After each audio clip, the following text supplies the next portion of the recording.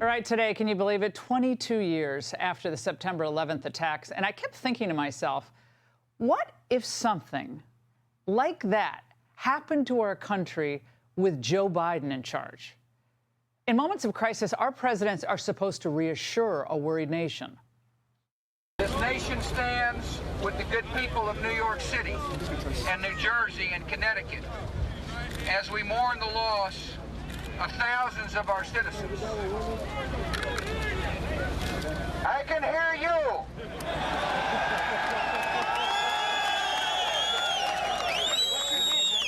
I can hear you. The rest of the world hears you.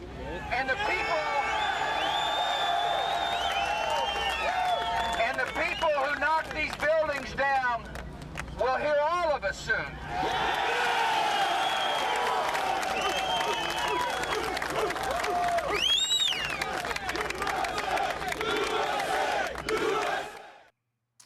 Could Biden today ever pull off such an emotional, unscripted moment? Well, let's see how he did over the weekend during a non-crisis. And let's see. I'm just following my orders here.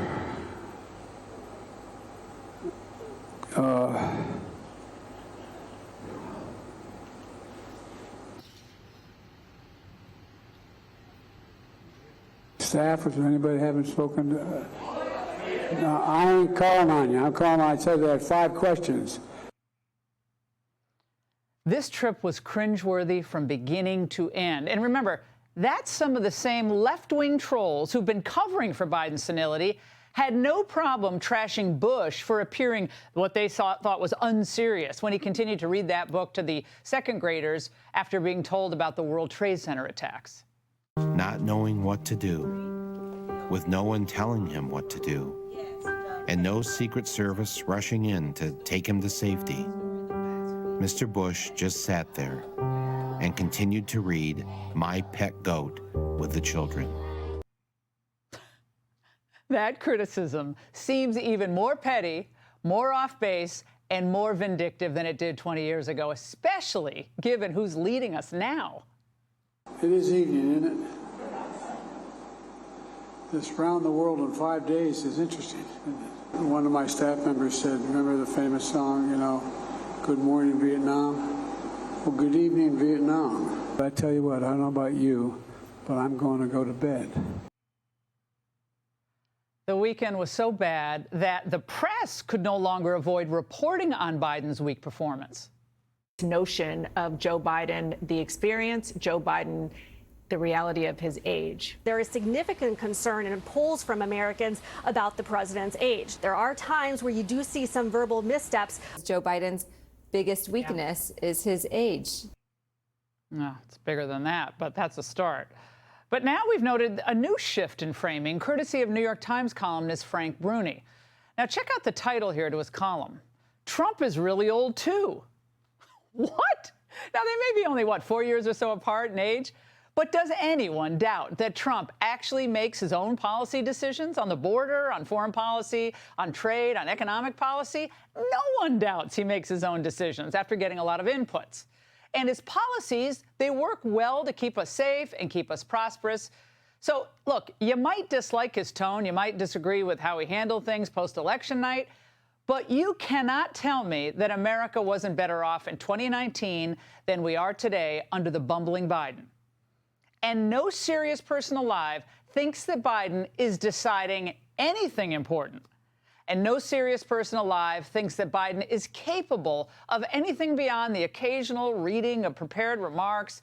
And the frightening thing about all of this is that world leaders also know that if they want to raise an important issue about what we're doing, where, Biden is not the person to raise it with. Because if you raise it with Biden, you're likely to get stuck hearing one of his old stories. And there's my brother loves having, there's famous lines from movies that he always quotes, you know, and one of them is there's a movie about John Wayne, he's an Indian scout, and they're trying to get I think it was the Apache, one of the great tribes of America, back on the reservation, and he's standing with the Union, so they're all on their horses and their saddles. and there's 3 or 4 Indians in headdresses, and the Union soldiers. And the Union soldiers basically saying to the Indians, "Come with me, we'll take care of you, everything will be good." And the Indian looks at John Wayne and points to the Union soldier and says, "He's a lion, dog-faced pony soldier." Well, there's a lot of lion, dog-faced pony soldiers out there about global warming, but not anymore. Oh, my word. I can't count the times that Biden has been told that he has the movie and the phrase wrong. It's basically a mishmash from the John Wayne movie and a Tyrone Powers flick. Come on, man. But the press, well, they just let him ramble on. So we know that this guy, who can't get a movie reference right, didn't greenlight that series of summertime trips that all the Biden cabinet officials made to China. Now, recall, Kerry, Blinken, Yellen, and Gina Raimondo all went to suck up to President Xi. All got cold water thrown in their faces. But whoever's in charge of our China policy, whether it's Goldman Sachs, some hedge fund guys talking to Tony Blinken, we don't know. But voters should know that who decided it was a good idea after everyone, everyone going there and getting nothing, for Biden to go grovel to Xi in Vietnam? Who signed off on the surrender language that they put in Biden's script? What this trip was about. It was less about containing China. I don't want to contain China. I just want to make sure we have a relationship with China that is on the up and up, squared away. I want to see China succeed economically, but I want to see them succeed by the rules. Of course, when we have a figurehead president, voters are going to be kept in the dark. As America continues to see the bootlicking buffoonery of this White House, Tony Blinken's spending so much time in Beijing, I think he should just have his mail forwarded there at this point, at least for the rest of the time that Biden's in office. He's going back to Beijing later this year. So voters may believe that the current dynamic, this White House is functioning as a nursing home, it's going to begin and end with Biden, right? Well, that would be an incorrect assumption.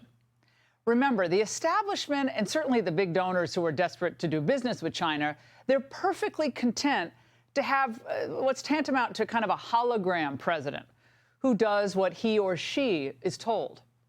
So the Angle expects that if, heaven forbid, Kamala Harris were ever to become president, she'd be just as much of a figurehead as Biden.